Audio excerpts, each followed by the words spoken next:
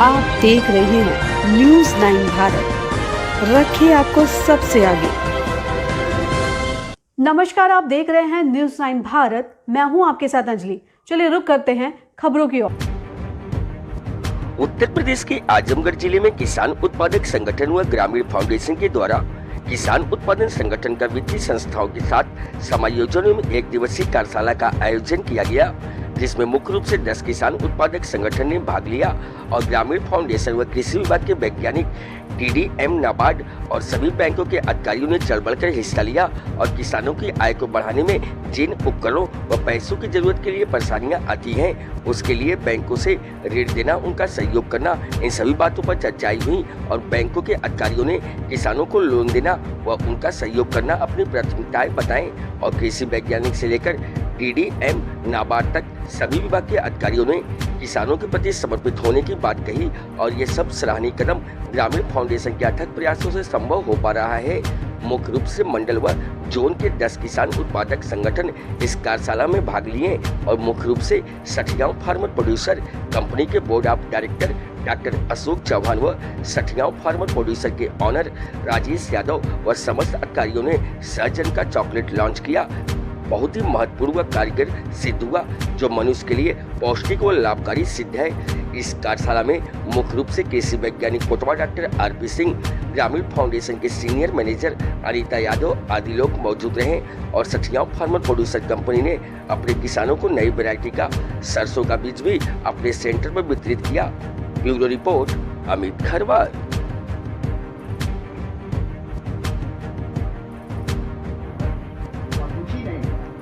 मैं समझता हूँ कि 2 वर्कर जो हमारे पास 2 लोग यहाँ रहते हैं, एकदम तहे दिल से काम करते हैं, मेहनत से काम करते हैं और सारे लोग किसी भी उधर से जितना भी होता है मैनेज करते हैं। तो कहीं कहीं से जब भी उधर से कुछ कार्यक्रम हमारी आपके मैडम थी रूपाली मैम, वो आई तो महिलाओं को ऑर्गेनाइज कर दी, उनकी मीटिंग का ज़्यादा प्रभाव पड़ा, सबको बटोर कर बता दी। ऐसी ऐसी मीटिंग इतनी एक्टिविटीज़ हो गई सर ना कि अब लोग 8 महीने में हम दोस्त ऐसा लग गया और भी अच्छा कैपिटल भी कम से कम 10 लाख खाते में है सर। तो कहीं कहीं सर मदद आप लोगों और एलियम साहब और अन्य हमारे सहयोगी डॉक्टर रोद प्रताप जी केवीके से उपस्थित अन्य हमारे वैज्ञानिक गण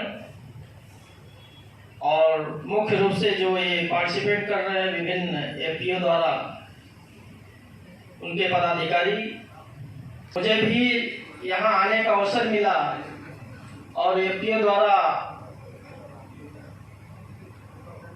अभी तक हमारे बीच जितने भी FPO के संदर्भ में संयोजन में हमारे बीच जितने भी वक्ताओं ने बात की और आपके सहयोग और संयोजन के लिए फाइनेंशियली फिजिकली जैसे भी सपोर्टिंग की बात की जा रही है, निश्चित तौर पर आने वाले समय में आप एक मजबूत धुरी बनेंगे और लोग जोड़ भी रहे हैं। आप जानते हैं कि भारत सरकार के स्तर से आत्मनिर्भर अभियान के तहत सेंट्रल स्पॉन्सर्ड एक प्रोग्राम है PMFME, प्रधानमंत्री formalisation of micro food processing enterprises करके है। PMFME स्कीम है जो सेंट्रल स्पॉन्सर्ड है। ये डेवलप करने के लिए आप डायरेक्ट इसमें आवेदन कर सकते हैं। सबसे पहले तो मैं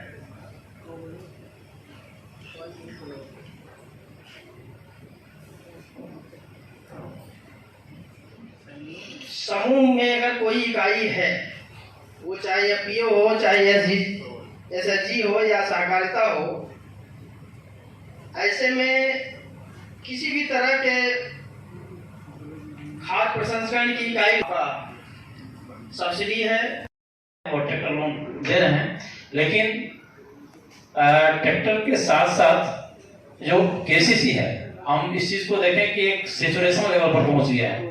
शायद KCC लेने वाले जो भी इच्छुक हैं वो ले चुके हैं। KCC के अलावा एनुअल हस्बेंड्री में स्कीम लाया गया। अब 2015 में एक बड़ा बजट गवर्नमेंट के द्वारा अलॉट किया गया है फिशरी के लिए और एनुअल हस्बेंड्री के लिए, और एक कैंपेन के रूप में चलाया जा रहा है कि आप जब किसानों का इनकम दोगुना करना है तो आपको फिशरी और एनिमल हस्बेंड्री के लिए जाना पड़ेगा। आप सभी को पता है कि दूध के उत्पादन में भारत की स्थिति बहुत ही अच्छी है, लेकिन आज भी जितना मिल्क चाहिए लोगों को वह नहीं मिल पा रहा है। केसीसी लेते किस लिए है? बस धान और गेहूं। इसके अलावा हमारा स्केल ऑफ फाइनेंस कई चीजों के लिए बना है, लेकिन लोगों को पता नहीं है। बस जाते हैं और धान और गेहूं का स्केल ऑफ फाइनेंस में आजमगढ़ में एग्रीकल्चर डिपार्टमेंट या ग्रामीण फाउंडेशन की तरफ से, नाबार्ड की तरफ से कई एफपीओ पर काम किया जा रहा है, लेकिन अभी भी शायद बेसिक चीजें एफपीओ को पता नहीं है। जैसा कि बताया कि उनको डॉक्यूमेंटेशन पार्ट उनका अभी भी बहुत कमजोर है। रिक्वेस्ट है इस चीज पर विशेष ध्यान दें। आप लोग शेयर होल्डर बनाते हैं लेकिन उनके फोलियो डिस्ट्रीब्यूट नहीं करते हैं। एक बार अगर आप फोलियो डिस्ट्रीब्यूट कर देंगे तो हमेशा ध्यान रखिए, फोलियो जो होता है वो किसी एक आदमी को सिर्फ एक बार मिलता है। वो आदमी जितनी बार सदस्यता लेगा, ठीक है, मानिए एक बार 500 रुपए लिया तो वो उस फोलियो पे चला गया। 4 नंबर का फोलियो अगर हम एज्यूम कर रहे हैं, बांट के चलना है कि 4 नंबर का फोलियो है, तो अगर 500 का शेयर लिया तो वो 500 का शेयर 4 नंबर पे चढ़ जाएगा। अगर 4 महीने बाद वो 200 का शेयर फिर लेगा तो दोबारा उसका नाम नहीं आएगा, फोलियो 4 ही रहेगा। तो इससे क्या होगा, फोलियो से आपके actual number of share holders आपको काउंट हो जाएंगे। इसको करने से आपका ये जो वेरिएशन आ रहा है, डिफरेंस आ रहा है, ये सब खत्म हो जाएगा।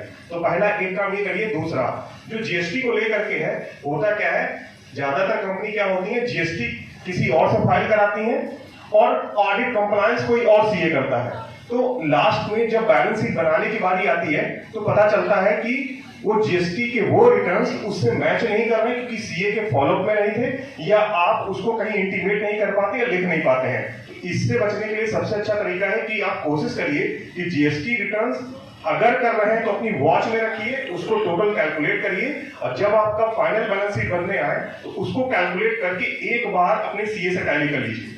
ये बहुत जरूरी है। तीसरा मेरा एक से जितना कहना है, सब लोग एफपीओ बना लिए हो, साल 2 साल, कोई 4 साल 6 साल का भी एफपीओ है, तो मतलब एक जो इनिशियल एक्सपीरियंस का अनुभव था वो आपको आ गया है।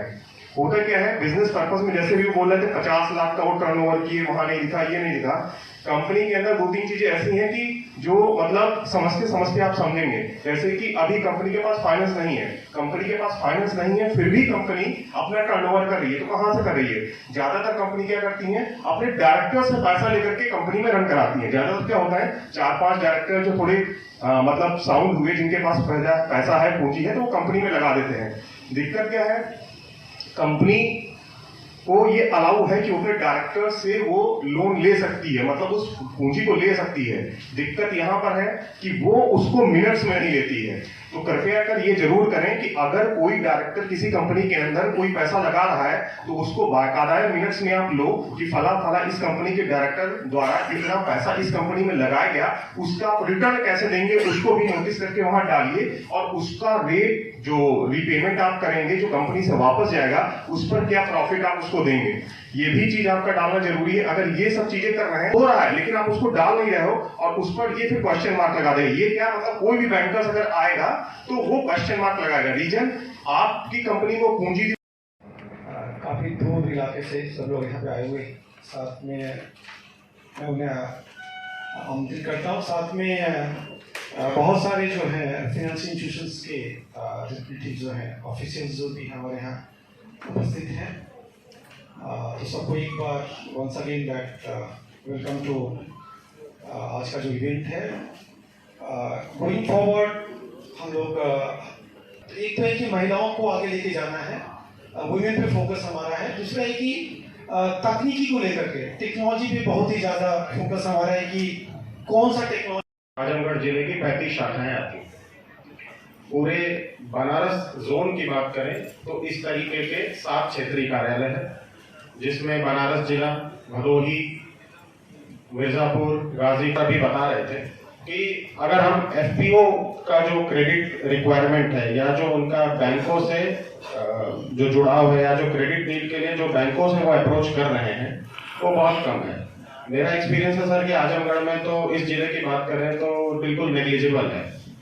अगर हम इसके कंपैरिजन में इंडिविजुअल फाइनेंसिंग देखें, व्यक्तिगत तौर पे कोई किसान या कोई पार्टनरशिप फंड बनाकर कोई एंटिटी इसी काम के लिए लोन ले रही है, तो मेरे बैंक ने हमने खुद इस साल हमें लगता है कि 3-3 करोड़ रुपए के प्रपोजल सैंक्शन किए, हमने खुद किए हैं।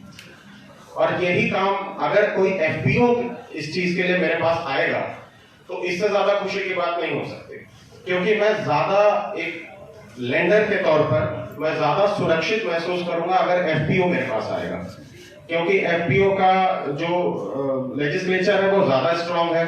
मुझे एफपीओ पर ज्यादा भरोसा होगा, क्योंकि एक इतना अच्छा स्ट्रांग जो एक ग्रुप है, जो कि एक स्टैट्यूटरी मान्यता भी जिसे मिली है, सरकार भी इसका साथ दे रही है और ये भविष्य है। तो मेरे बताऊंगा, बहुत कम टाइम लूंगा आपका, तो मेरा आपसे स्कीम बताने के बाद यह अनुरोध रहेगा कि सबसे पहले आप बैंकों की तरफ या फाइनेंशियल इंस्टीट्यूशन की तरफ जाएं। अगर आप अपनी एक्टिविटी को बड़ा करना चाहते हैं, चाहे किसी भी बैंक के पास जाएं, किसी भी इंस्टीट्यूशन के पास जाएं, वो आपका डिसीजन है, लेकिन क्रेडिट की तरफ आप बढ़ें। एक तो वो जो गवर्नमेंट की स्कीम है, जैसे एग्री इंफ्रास्ट्रक्चर फंड है या एनिमल हस्बेंड्री है या पीएमएफएमई है, ये जो सरकार की आत्मनिर्भर भारत योजना के अंतर्गत जो भी स्कीम्स हैं, ये अभी तक हम जनरली इंडिविजुअल्स को दे रहे थे। कोई अकेला आदमी आकर के अप्लाई करे तो हम उसे दे रहे थे। ये सारी स्कीम्स हम एफपीओ को भी देते हैं। अगर आप अप्लाई करेंगे तो वो सारे बेनिफिट आपको पास ऑन होंगे जो उसमें एक व्यक्तिगत आदमी को हो सकते हैं। कंपनी है तो ये आरओसी में रजिस्टर होगी। मिनिमम जो इक्विटी है, ये हमारे यहाँ पर 5 लाख रुपए का क्लॉज है। इक्विटी का मतलब होता है पूंजी। जो एफपीओ की टोटल पूंजी है वो 5 लाख रुपए की मिनिमम होनी चाहिए। मिनिमम मेंबर बेस 500 का था, जो कि अब 300 होगा। एक हफ्ते बाद जो चेंजेस आएंगे वो 300 का होगा। ये मैं एफपीओ फाइनेंसिंग आज ऑर्गेनाइजर हैं ग्रामीण फाउंडेशन, जिन्होंने आज की एक दिवसीय कार्यशाला ऑर्गेनाइज करी है। मैं आप सबको धन्यवाद देता हूँ हम सबको कि हम सब एक प्लेटफॉर्म पे आ सकें और एक जो बहुत ही करंट मुद्दा है एफपीओ की फाइनेंसिंग के ऊपर, उसके ऊपर हम लोग अपनी अपनी बात रख सकें, जितनी भी हमारे स्टेक होल्डर्स है, पूरे इकोसिस्टम है। अगर हम एग्रीकल्चर सेक्टर की बात करें पूरे भारतवर्ष में, तो ये एक ऐसा सेक्टर है जिसमें से हमने देखा है कि बहुत सारा माइग्रेशन अब हो रहा है धीरे धीरे हमारे सर्विस सेक्टर की तरफ या इंडस्ट्री सेक्टर की तरफ। इसलिए इस सेक्टर को अगर हमें प्रमोट करना है, सेक्टर को हमको आगे इनोवेशन इसमें लाना है, तो इसकी तरफ हमें भारत सरकार ने बहुत सारे कदम पिछले कुछ सालों में उठाए हैं। चाहे वो हमारा प्रायोरिटी सेक्टर लेंडिंग हो, चाहे वो हमारा बहुत साल पहले किसान क्लब का एक कॉन्सेप्ट आया था, उसके बाद हमारे स्वयं सहायता समूह हुए। रिकरिंग एक्सपेंडिचर्स होते हैं पहले 3 साल तक, जिस वजह से एक एफपीओ अपने पैरों पे खड़ा हो सके, वो सब नाबार्ड प्रमोट करता है अपने PODF fund, producer organisation development fund, जो 2011 से चल रहा है, और प्रोड्यूस फंड जो हमारा 2014 से चल रहा है।